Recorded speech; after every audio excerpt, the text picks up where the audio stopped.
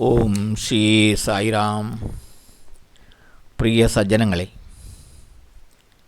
ഈ വർഷം അതായത് 2026 അവതാരപുരുഷനായ ഭഗവാൻ ശ്രീ സത്യസായി ബാബയുടെ 100-ാം ജന്മദിനം ലോകമെമ്പാടുമുള്ള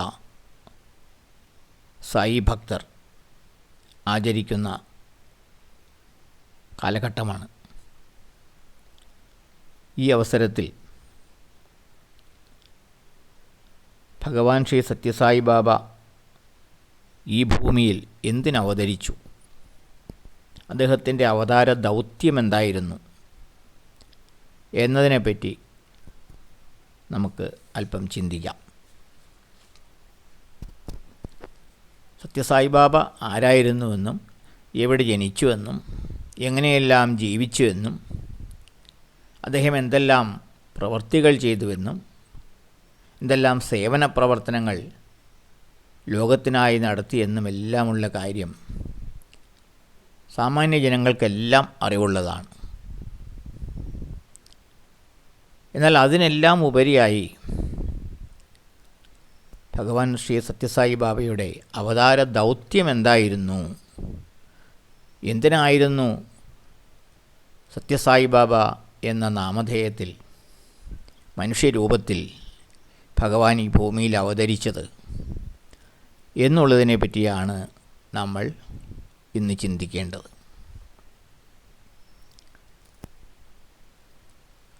ഭഗവാൻ ഏറ്റവും അദ്ദേഹത്തിൻ്റെ ദൗത്യം എന്ന് പറയുന്നത് നാം ആരാണ് എന്നറിയുവാൻ നമ്മെ പഠിപ്പിച്ചു എന്നുള്ളതാണ്. അല്ലെങ്കിൽ മനുഷ്യജീവിതത്തിൻ്റെ ലക്ഷ്യമെന്താണ് എന്നുള്ളത് നമ്മളെ പറഞ്ഞ് മനസ്സിലാക്കി തന്നു എന്നുള്ളതാണ്. അദ്ദേഹം നമ്മളെ ഉത്ബോധിപ്പിച്ചത് മനുഷ്യജീവിതത്തിൻ്റെ ലക്ഷ്യം എന്ന് പറയുന്നത് ഓരോ മനുഷ്യനിലുമുള്ള, ഓരോ ജീവജാലങ്ങളിലുമുള്ള ഈശ്വര തത്വത്തെ അറിയുക എന്നതാണ്.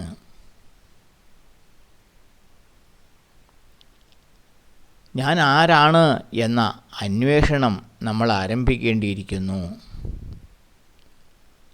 അങ്ങനെ യഥാർത്ഥത്തിൽ നാം ആരാണ്?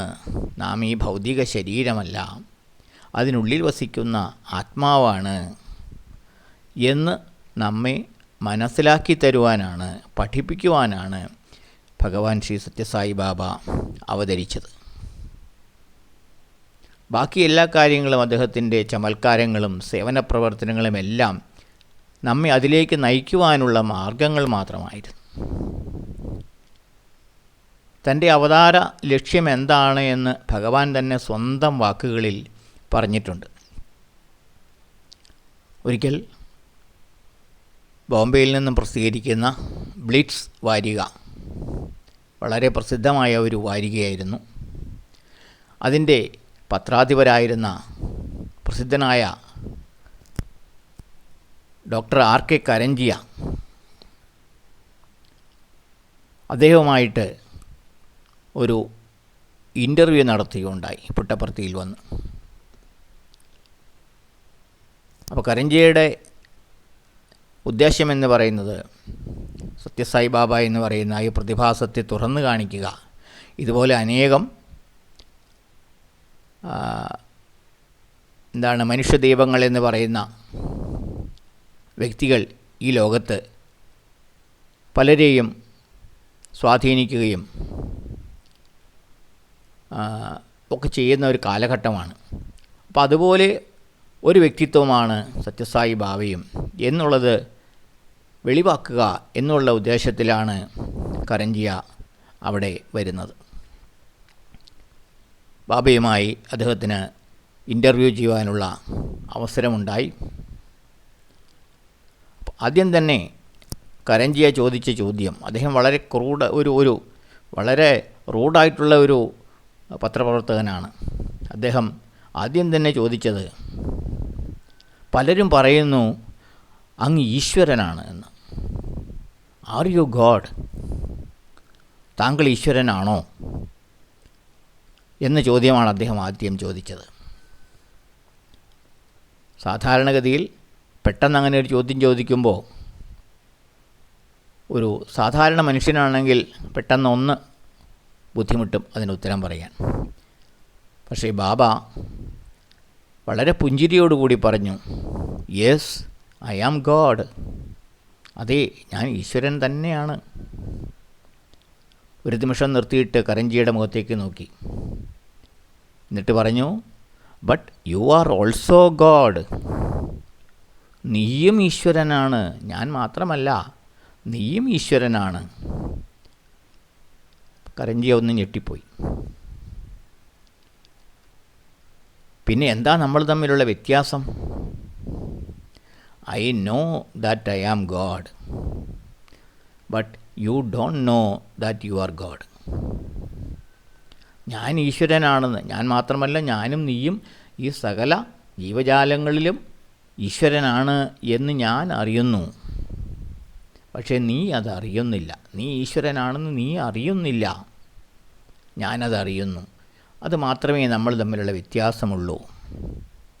ഞാൻ വന്നിരിക്കുന്നത് നിന്നെയും അഥവാ ഈ മനുഷ്യകുലത്തെ മുഴുവനും അവർ ഈശ്വരാംശമാണ് എന്ന് മനസ്സിലാക്കി കൊടുക്കുവാനാണ് ഞാൻ വന്നിരിക്കുന്നത്. അവരെയെല്ലാം എൻ്റെ ഈ തലത്തിലേക്ക്, അതായത് നാം എല്ലാം ഈശ്വരനാണ്, ഈശ്വരാംശമാണ് എന്ന് ഉൾക്കൊള്ളുന്ന ആ തലത്തിലേക്ക് എല്ലാവരെയും ഉയർത്തുവാനാണ് ഞാൻ വന്നിരിക്കുന്നത് എന്ന് അദ്ദേഹം കരഞ്ജിയോട് പറഞ്ഞു. പിന്നീടുള്ള ഇൻ്റർവ്യൂവിൻ്റെ എല്ലാം ചരിത്രം ലോകത്തിനറിയാം. അദ്ദേഹം ബാബയെപ്പറ്റി ഒരു സ്പെഷ്യൽ എഡിഷൻ തന്നെ ബ്ലിറ്റ്സ് വാരികയ്ക്ക് വേണ്ടി ഇറക്കി. ബാബയുടെ ഭക്തനായി തീർന്നു ആർ.കെ. കരഞ്ജിയ.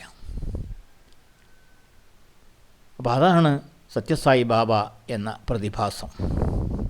അപ്പോൾ അദ്ദേഹത്തിൻ്റെ അവതാര ദൗത്യം എന്ന് പറയുന്നത്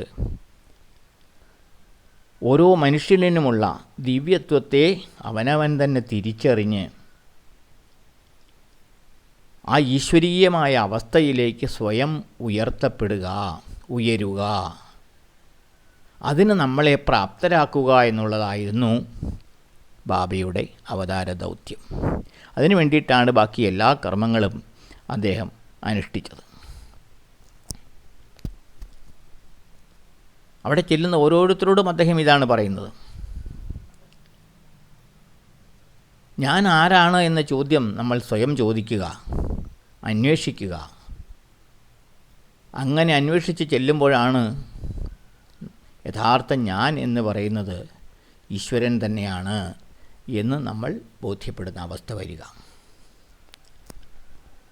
ഇതെങ്ങനെ സാക്ഷാത്കരിക്കാം എന്നും അദ്ദേഹം നമ്മളെ പഠിപ്പിച്ചു. അതിനുവേണ്ടി ഒരു സ്വയം ശുദ്ധീകരണ പ്രക്രിയ നാം ഓരോരുത്തരും നടത്തേണ്ടതുണ്ട് എന്ന് അദ്ദേഹം പറഞ്ഞു. ഒരു സെൽഫ് പ്യൂരിഫിക്കേഷൻ. എങ്ങനെയാണ് ഈ സെൽഫ് പ്യൂരിഫിക്കേഷൻ, സ്വയം ശുദ്ധീകരണം നമ്മിലുണ്ടാക്കുക? അതിന് അദ്ദേഹം പറഞ്ഞു തന്നതാണ് ത്രികരണശുദ്ധി പാലിക്കുക. ത്രികരണശുദ്ധി, 3 കാര്യങ്ങളിലുള്ള ശുദ്ധി പാലിക്കണം. എന്താണത്? ചിന്ത, വാക്ക്, പ്രവൃത്തി. ഇതിൽ ശുദ്ധി പാലിക്കുക, സത്യസന്ധത പാലിക്കുക. ചിന്തിക്കുന്നത് പോലെ പറയുവാനും പറയുന്നത് പോലെ പ്രവർത്തിക്കുവാനും നമുക്ക് കഴിയുക. ഇന്ന് പലരും ചിന്തിക്കുന്നതൊന്ന്, പറയുന്നതൊന്ന്, പ്രവൃത്തി വേറൊരു തരത്തിൽ. അപ്പോൾ ഇത് തമ്മിലൊരു കോർഡിനേഷൻ ഇല്ല. ബാബ പറയുന്നു, ഈ 3 കാര്യങ്ങളിൽ ചിന്ത, വാക്ക്, പ്രവൃത്തി, ഇവയിലൊരു കോർഡിനേഷൻ ഉണ്ടാകണം, അതിൽ ശുദ്ധതയുണ്ടാകണം. അങ്ങനെ നമ്മൾ ഈ ത്രികരണശുദ്ധി പാലിച്ച് മുന്നേറുമ്പോൾ നമ്മളിലൊരു സ്വയം ശുദ്ധീകരണ പ്രക്രിയ സംഭവിക്കും. അതുപോലെ തന്നെ നമ്മുടെ 6 ശത്രുക്കളുണ്ട്.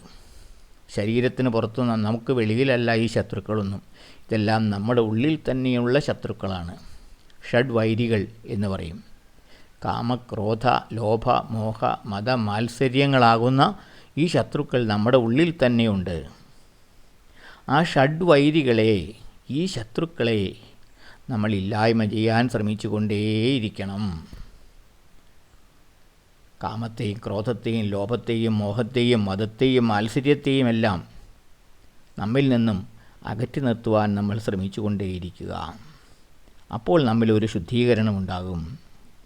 അതുപോലെ അദ്ദേഹം പറയുന്നു, ധാർമ്മികമായ ജീവിതം നയിക്കുക, ധർമ്മത്തിലധിഷ്ഠിതമായ ജീവിതം നയിക്കുക, സദാചാരബോധത്തോടു കൂടി ജീവിക്കുക. നമുക്ക് ജീവിതത്തിൽ പുരുഷാർത്ഥങ്ങൾ സാധിക്കേണ്ടതുണ്ട്. 4 പുരുഷാർത്ഥങ്ങൾ ഓരോ മനുഷ്യരും: ധർമ്മ, അർത്ഥ, കാമ, മോക്ഷങ്ങൾ. ഒന്ന്, നമ്മുടെ ധർമ്മം അനുഷ്ഠിക്കുക, അത് ധാർമ്മികമായി അനുഷ്ഠിക്കണം. അർത്ഥം സമ്പാദിക്കുക, കാരണം ജീവിതത്തിന് സമ്പത്ത് ആവശ്യമാണ്. അർത്ഥസമ്പാദനം അത് ഒരു ജീവിത ലക്ഷ്യമാണ്. കാമങ്ങൾ, ആഗ്രഹങ്ങൾ, നമുക്ക് ജീവിതത്തിൽ പല ആഗ്രഹങ്ങളുണ്ടാകും. അതിൽ വേണ്ട ആഗ്രഹങ്ങൾ മാത്രം, അനാവശ്യമായ ആഗ്രഹങ്ങൾ, അത്യാഗ്രഹങ്ങൾ പാടില്ല. ഈ ആഗ്രഹങ്ങൾ, ന്യായമായ ആഗ്രഹങ്ങൾ സാധിക്കപ്പെടണം. അങ്ങനെ മോക്ഷത്തിലേക്ക്, മുക്തിയിലേക്ക് അവസാനം നമുക്ക് ആഗ്രഹമുണ്ടാകുന്ന തലത്തിലേക്ക് നമ്മൾ വളരണം. അതാണ് ധർമ്മ, അർത്ഥ, കാമ, മോക്ഷങ്ങൾ എന്ന് പറയുന്ന പുരുഷാർത്ഥങ്ങൾ. അപ്പോൾ അതിനെ ആദ്യം തന്നെ ധർമ്മമാണ്. ധർമ്മത്തിൽ അധിഷ്ഠിതമായിരിക്കണം നമ്മുടെ കർമ്മങ്ങളും, നമ്മൾ സമ്പാദിക്കുന്ന അർത്ഥം, സമ്പത്തും, നമ്മൾ ആഗ്രഹിക്കുന്ന നമ്മുടെ കാമങ്ങളും എല്ലാം ധർമ്മത്തിലധിഷ്ഠിതമായിരിക്കണം, ധാർമ്മികമായിരിക്കണം. അപ്പോൾ അത് നമ്മളെ മോക്ഷത്തിലേക്ക്, ഈശ്വര സാക്ഷാത്കാരത്തിലേക്ക് ഉയർത്തും എന്ന് അദ്ദേഹം പഠിപ്പിച്ചു. അതുപോലെ ബാബയുടെ പ്രസിദ്ധമായ ഒരുപാട് മൊഴികളുണ്ട്. അതിലൊന്നാണ് ലവ് ഓൾ സെർവ് ഓൾ. എല്ലാവരെയും സ്നേഹിക്കുക, എല്ലാവർക്കും സേവനം നൽകുക. അതുപോലെ തന്നെ ഹെൽപ്പ് എവർ ഹർട്ട് നെവർ. എപ്പോഴും മറ്റുള്ളവനെ സഹായിക്കുക, ഒരിക്കലും ദ്രോഹിക്കാതിരിക്കുക. ഈ വാക്കുകൾ കേട്ട്, ഈ ചെറിയ ചെറിയ ഉപദേശങ്ങൾ കേട്ട് എത്രയോ മനസ്സുകളെ ട്രാൻസ്ഫോം ചെയ്യാൻ, രൂപാന്തരീകരണം സംഭവിക്കാൻ അത് കാരണമാക്കി.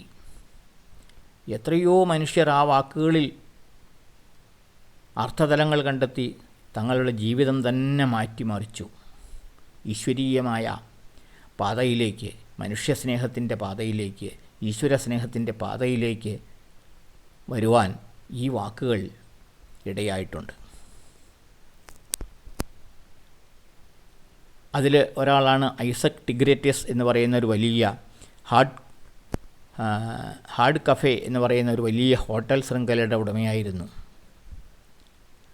അദ്ദേഹത്തിന് ഈ വാക്കുകൾ അദ്ദേഹത്തിൻ്റെ ചെവിയിലെത്തുകയും അദ്ദേഹത്തിൻ്റെ നാട്ടിൽ തന്നെ ഒരുപാട് സായി സേവകർ ഈ സ്റ്റിക്കർ ഒട്ടിച്ച ബനിയനുമൊക്കെ ഇട്ട് സേവന പ്രവർത്തനങ്ങൾ ചെയ്യുകയും ചെയ്യുന്നത് കണ്ടപ്പോൾ അദ്ദേഹത്തിന് അതിൽ ഒരു ആകൃഷ്ടത തോന്നുകയും അദ്ദേഹം തൻ്റെ ഹോട്ടലിലെ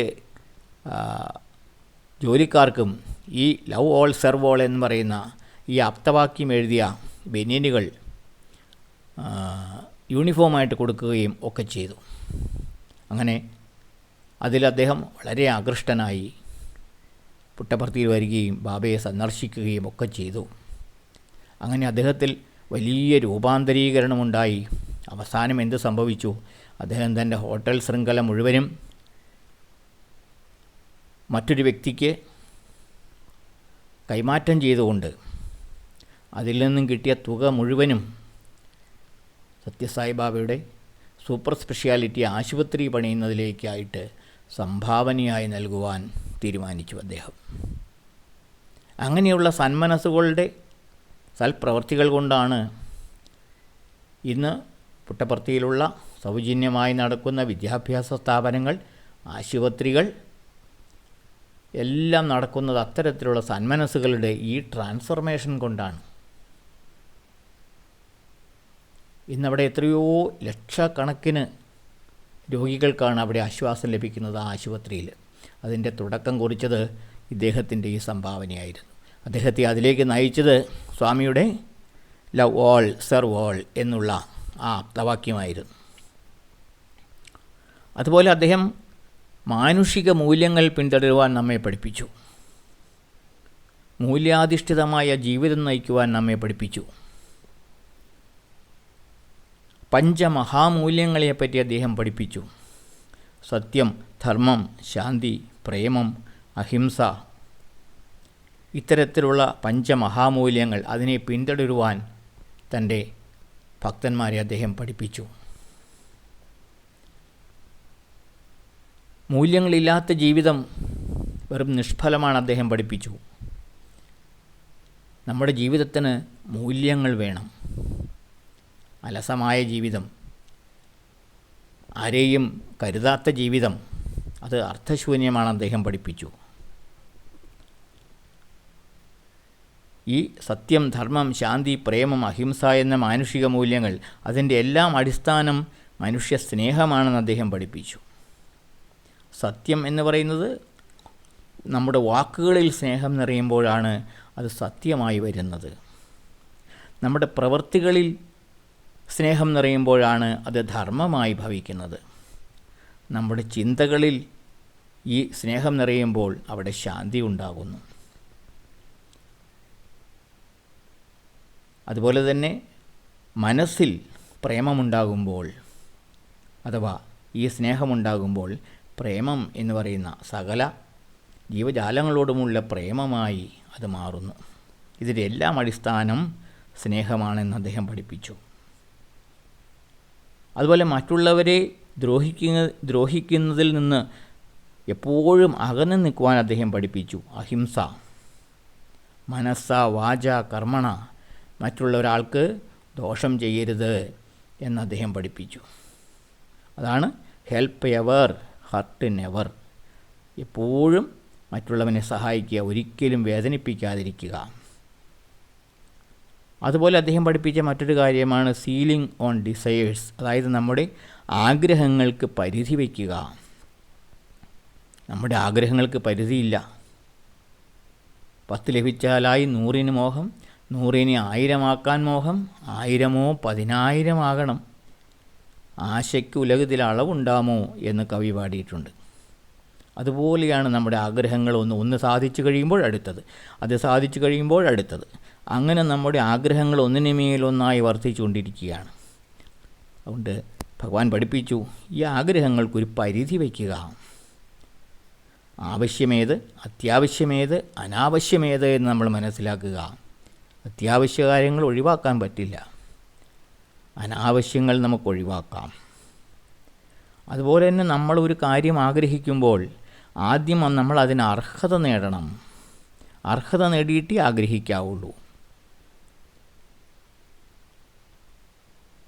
പഠിക്കാതിരിക്കുന്ന ഒരു വിദ്യാർത്ഥി ഒരു IAS ആകണമെന്ന് ആഗ്രഹിച്ചതുകൊണ്ട് കാര്യമുണ്ടോ? അതിനുവേണ്ടി പ്രവർത്തിക്കുകയും അതിന് അർഹത നേടുകയും ചെയ്താലേ അയാൾക്ക് IAS പറ്റുകയുള്ളൂ. അതുപോലെ ആദ്യം നമ്മൾ ആഗ്രഹിക്കുന്നതിന് മുൻപ് നമുക്ക് ആഗ്രഹിക്കുന്ന ആ അവസ്ഥയ്ക്ക് നമ്മൾ അർഹനാണോ എന്ന് ചിന്തിക്കണം എന്ന് അദ്ദേഹം പഠിപ്പിച്ചു. Deserve before you desire for something. ആ ഡിസയർ വരുന്നതിന് മുമ്പ് നമ്മൾ അതിന് ഡിസേർവിങ് ആണോ എന്ന് ചിന്തിക്കണം എന്ന് അദ്ദേഹം പഠിപ്പിച്ചു. ആഗ്രഹങ്ങൾക്ക് പരിധി വയ്ക്കുവാൻ അദ്ദേഹം പഠിപ്പിച്ചു. അതിൻ്റെ ഭാഗമാണ് എല്ലാ തരത്തിലുള്ള വേസ്റ്റുകളും നമ്മൾ അവോയ്ഡ് ചെയ്യണം എന്ന് അദ്ദേഹം നമ്മെ പഠിപ്പിച്ചു. അതായത് time waste, money waste, food waste, energy waste, ഇതിനെല്ലാം ഇല്ലാതെയാക്കണം. കാരണം ടൈം ഒരിക്കലും വേസ്റ്റ് ചെയ്യരുത്, സമയം ഒരിക്കലും പാഴാക്കരുത്. കാരണം ടൈം ഈസ് ഗോഡ് എന്ന് അദ്ദേഹം പഠിപ്പിച്ചു. സമയം ഈശ്വരൻ തന്നെയാണ്. സമ്പത്തൊരിക്കലും പാഴാക്കരുത്, സമ്പത്തും ഈശ്വരൻ തന്നെയാണ്. ആഹാരം പാഴാക്കരുത്. എത്രയോ പേർ ഭക്ഷണമില്ലാതെ ഈ ലോകത്ത് കഴിയുന്നു. അതുകൊണ്ട് ഒരിക്കലും ഭക്ഷണം പാഴാക്കരുത്. എനർജി, ഊർജം വെറുതെ പാഴാക്കി കളയരുത്. അത് സൽപ്രവർത്തികൾക്കായി ഉപയോഗപ്പെടുത്തണം.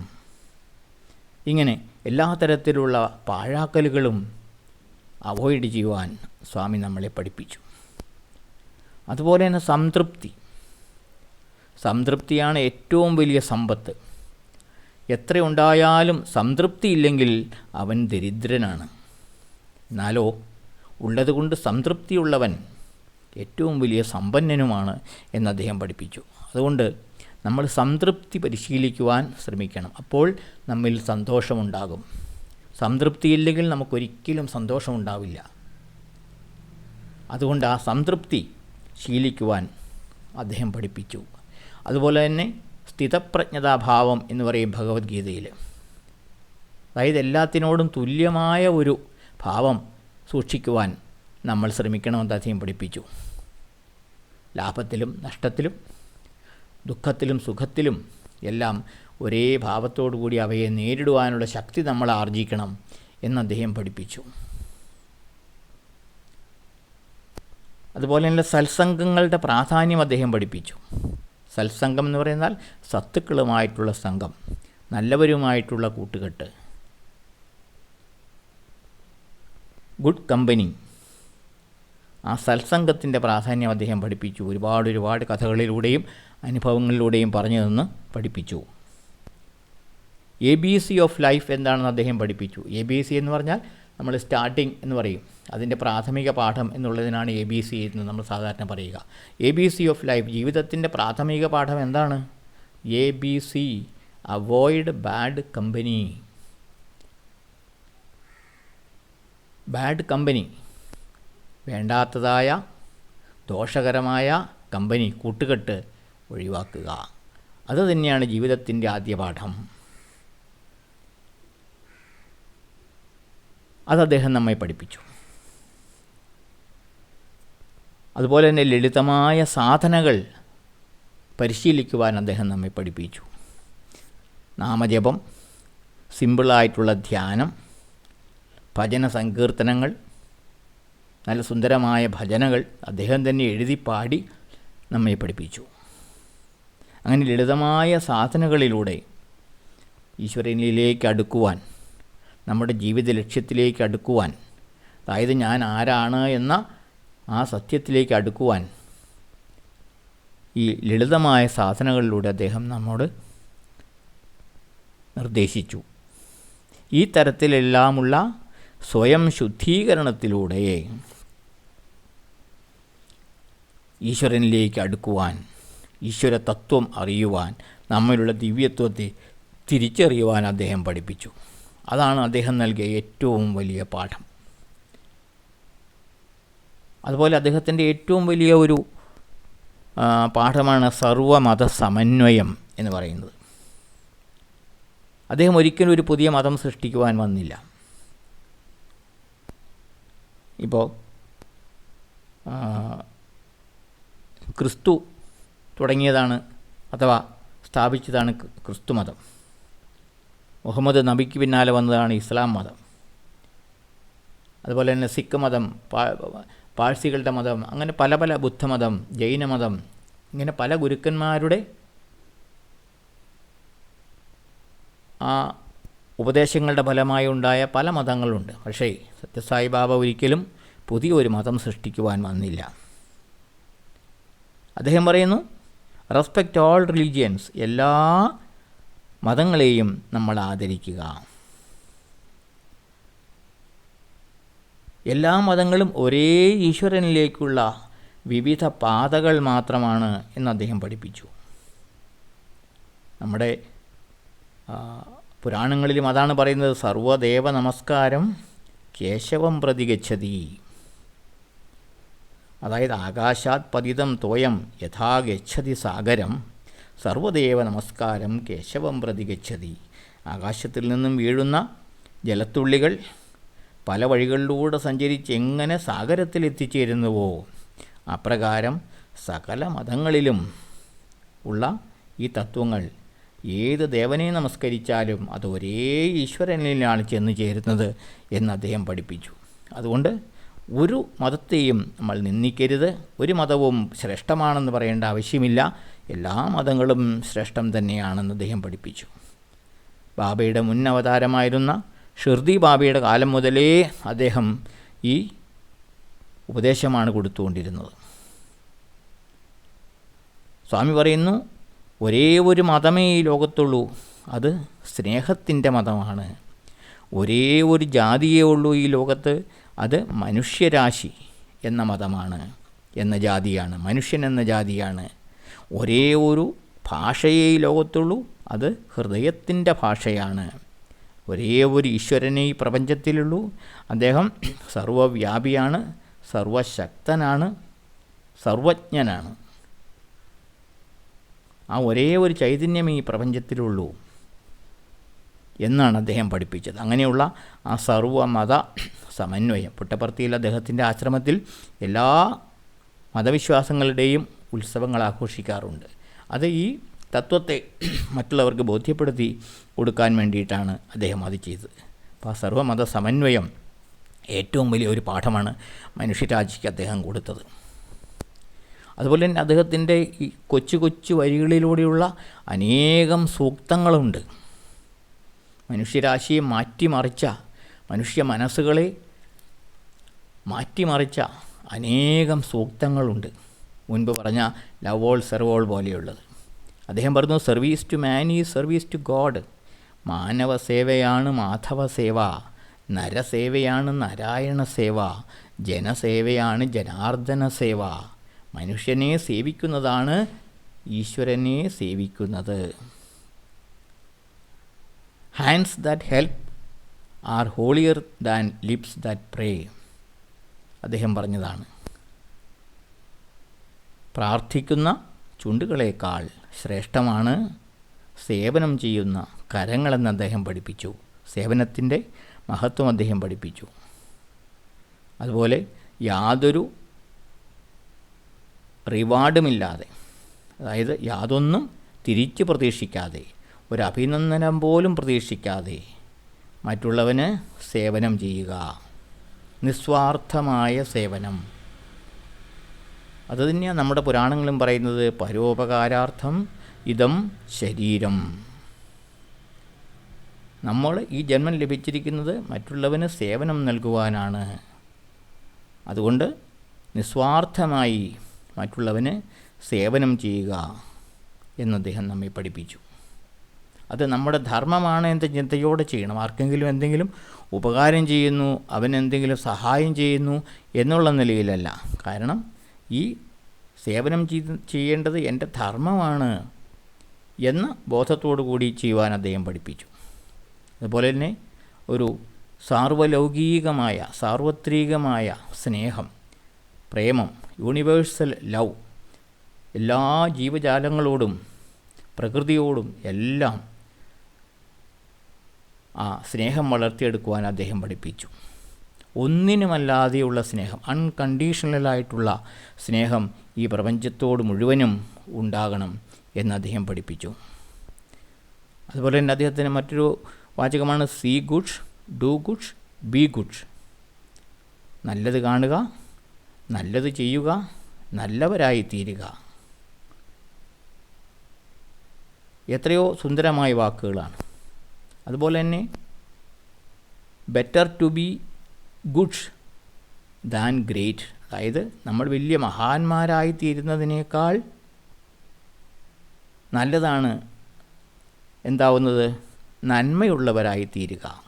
വലിയവരായി തീരുന്നതിനേക്കാൾ മഹത്തരമാണ് നന്മയുള്ളവരായി മാറുക. എത്ര വലിയവനായാലും അവനിൽ നന്മയില്ലെങ്കിൽ പിന്നെ അവൻ എത്ര വലിയവനായിട്ടും കാര്യമില്ല. അത് അദ്ദേഹം പഠിപ്പിച്ചു. അതുപോലെ തന്നെ work is worship, duty is God. അദ്ദേഹത്തിൻ്റെ മറ്റൊരു സൂക്തമാണ്. Work is worship. നമ്മുടെ കർമ്മം ആരാധനയായി മാറണം. നമ്മുടെ ഓരോ പ്രവൃത്തിയും ഈശ്വരാരാധനയായി മാറണം. Duty is God. നമ്മുടെ ധർമ്മം, നമ്മളിൽ വന്നു ചേർന്നിട്ടുള്ള കടമകൾ, അത് ഈശ്വരൻ തന്നെയാണ്. അതുകൊണ്ട് ആ ധർമ്മങ്ങളെ നമ്മൾ അനുഷ്ഠിച്ചേ മതിയാകൂ. ആരാധനാപൂർവം അനുഷ്ഠിക്കണം. ഒരു ധർമ്മത്തിൽ നിന്നും ഒളിച്ചോടരുത്. നമ്മുടെ ഡ്യൂട്ടിയിൽ നിന്നും ഒരിക്കലും ഒളിച്ചോടരുത്. അതുപോലെ മറ്റൊന്നാണ് end of education is character. അതായത് വിദ്യാഭ്യാസത്തിൻ്റെ ലക്ഷ്യം സ്വഭാവ സംസ്കരണമാണ്. അല്ലാതെ ഉദ്യോഗം സമ്പാദിക്കുക, അറിവ് സമ്പാദിക്കുക എന്നത് മാത്രമല്ല, വിദ്യാഭ്യാസത്തിൻ്റെ ആത്യന്തികമായ ലക്ഷ്യം സ്വഭാവ സംസ്കരണമാണ് എന്ന് ഭഗവാൻ പഠിപ്പിച്ചു. അതിനു വേണ്ടിയിട്ടാണ് അദ്ദേഹം യൂണിവേഴ്സിറ്റി വരെ സ്ഥാപിക്കുകയും കോളേജുകൾ സ്ഥാപിക്കുകയും സ്കൂളുകൾ സ്ഥാപിക്കുകയും എല്ലാം ചെയ്ത് ഈ സ്വഭാവ സംസ്കരണമാണ് അദ്ദേഹം കുട്ടികളെ പഠിപ്പിച്ചത്. അതുകൊണ്ടാണ് അവിടെ നിന്ന് പുറത്തിറങ്ങുന്ന കുട്ടികൾ എല്ലാ തരത്തിലും ജെംസാണ്. അറിവിൻ്റെ കാര്യത്തിലും ധാർമ്മികതയുടെ കാര്യത്തിലും മൂല്യങ്ങളുടെ കാര്യത്തിലുമെല്ലാം രത്നങ്ങളാണ് ആ യൂണിവേഴ്സിറ്റിയിൽ നിന്നും പുറത്തു വരുന്ന കുട്ടികൾ. അത് എല്ലായിടത്തും വ്യാപിപ്പിക്കണം എന്ന് അദ്ദേഹം പറയുന്നു. അതുപോലെ തന്നെ ജീവിതത്തിൽ അനുഷ്ഠിക്കേണ്ട 3 Ds ഇൻ ലൈഫ് എന്ന് പറഞ്ഞ് അദ്ദേഹം പറയുന്നു. Duty, discipline, devotion. ഡ്യൂട്ടി, നമ്മുടെ ധർമ്മം, നമുക്ക് വന്നു ചേർന്നിട്ടുള്ള ധർമ്മങ്ങളുണ്ട്. നമ്മുടെ കുടുംബത്തെ നോക്കുക, കുട്ടികളെ നോക്കുക, നമ്മൾ ഉദ്യോഗമാണെങ്കിൽ അത് ഭംഗിയായി നിർവഹിക്കുക, ആ ഡ്യൂട്ടി ഭംഗിയായി നിർവഹിക്കുക, ധർമ്മം അനുഷ്ഠിക്കുക. ഡിസിപ്ലിൻ, അതുപോലെ അച്ചടക്കം പാലിക്കുക. അച്ചടക്കം എന്ന് പറയുമ്പോൾ ഇന്ദ്രിയ നിയന്ത്രണം പാലിക്കണം. കൺട്രോൾ അവർ സെൻസസ്, അതാണ് ഡിസിപ്ലിൻ. അതുപോലെ തന്നെ ഡിവോഷൻ അഥവാ ഡെഡിക്കേഷൻ. എന്തൊരു കാര്യം ചെയ്യുമ്പോഴും അതിനൊരു ഡെഡിക്കേഷൻ നമുക്ക് ആവശ്യമുണ്ട്. അതുപോലെ തന്നെ ഡിവോഷൻ, ഈശ്വരനോടുള്ള അല്ലെങ്കിൽ ഈ പ്രപഞ്ച ശക്തിയോടുള്ള ആ ഒരു ആരാധനാഭാവവും നമ്മിൽ വളർത്തിയെടുക്കണം. അതാണ് 3 Ds: duty, discipline and devotion. അതെല്ലാം വളരെ വിശദമായിട്ട് അദ്ദേഹം പറയുമ്പോൾ ഒരേ വാക്കുകളെ ഉള്ളെങ്കിലും ഒരുപാട് കാര്യങ്ങൾ അടങ്ങിയിട്ടുള്ള ഉപദേശങ്ങളാണ് അതൊക്കെ. അതുപോലെ തന്നെ start early, drive slowly, reach safely. ഇത് കേൾക്കുമ്പോൾ നമ്മൾ ഡ്രൈവിങ്ങിൻ്റെ കാര്യമാണ് പറയുന്നതെന്ന് തോന്നും. നേരത്തെ പുറപ്പെടുക, സാവധാനം സഞ്ചരിക്കുക, സുരക്ഷിതമായി എത്തിച്ചേരുക. ശരിയാണ്, യാത്രയുടെ കാര്യം തന്നെയാണ്. പക്ഷേ ഇത് ജീവിതയാത്രയിലും ബാധകമാണ്, ആധ്യാത്മിക യാത്രയിലും ബാധകമാണ്. ആധ്യാത്മികത എന്ന് പറയുന്നത് വയസ്സുകാലത്തെടുത്ത് അണിയാനുള്ള കുപ്പായമല്ല എന്ന് അദ്ദേഹം പറയുന്നു. അത് കുഞ്ഞുങ്ങളായിരിക്കുമ്പോൾ തന്നെ തുടങ്ങുക. സ്റ്റാർട്ട് ഇയർലി, ഡ്രൈവ് സ്ലോലി, ജീവിതത്തിലുടനീളം അത് പാലിക്കുക. അപ്പോൾ നമുക്ക് സുരക്ഷിതമായി നമ്മുടെ ലക്ഷ്യത്തിൽ എത്തിച്ചേരാൻ സാധിക്കും എന്ന് അദ്ദേഹം പഠിപ്പിച്ചു. അതുപോലെ information without transformation is useless എന്ന് അദ്ദേഹം പഠിപ്പിച്ചു. ഇപ്പോൾ ഇൻഫർമേഷൻ ടെക്നോളജിയുടെ കാലമാണ്. ഇൻഫർമേഷൻ ബട്ട് നോ ട്രാൻസ്ഫർമേഷൻ എന്ന് അദ്ദേഹം പറയുന്നു. വിവരങ്ങൾ ധാരാളം നമ്മൾ ആർജിക്കുന്നുണ്ട്, പക്ഷേ നമുക്കതുകൊണ്ടൊരു ട്രാൻസ്ഫർമേഷൻ ഉണ്ടാകുന്നില്ല, ഒരു രൂപാന്തരീകരണം ഉണ്ടാകുന്നില്ല. ഈ ഇൻഫർമേഷൻ കൊണ്ട് ഒരു ട്രാൻസ്ഫർമേഷൻ ഉണ്ടായില്ലെങ്കിൽ അത് യൂസ്ലെസ് ആണ് എന്ന് അദ്ദേഹം പഠിപ്പിച്ചു. അതുപോലെ മറ്റൊരു വാചകമാണ് money comes and goes, morality comes and grows. സമ്പത്ത് വരും പോകും, എന്നാൽ മൊറാലിറ്റി, ധാർമ്മികത വരും, നിലനിൽക്കും, അത് വളരും. അതുകൊണ്ട് സമ്പത്തിൻ്റെ പിന്നാലെയല്ല നമ്മൾ പോകേണ്ടത്, മൊറാലിറ്റി അനുസരിച്ച് ധാർമ്മികത കീപ്പ് ചെയ്തുകൊണ്ട് ജീവിക്കുകയാണ് വേണ്ടത് എന്ന് അദ്ദേഹം പഠിപ്പിച്ചു. പിന്നെ അദ്ദേഹം പറഞ്ഞു, be practical heroes not platform heroes. ഇന്ന് നമ്മൾ ഹീറോസ് ആവാനാണ് എല്ലാവർക്കും ആഗ്രഹം, പക്ഷേ പ്ലാറ്റ്ഫോമിൽ മാത്രമാണ് ഹീറോസ്. പ്രസംഗങ്ങളിൽ, സിനിമകളിൽ നമുക്ക് ഹീറോസിനെ കാണാം, പക്ഷേ പ്രാക്ടിക്കലായിട്ടുള്ള ലൈഫിൽ, പ്രായോഗിക ജീവിതത്തിൽ അവരൊക്കെ സീറോസായി മാറുകയാണ്.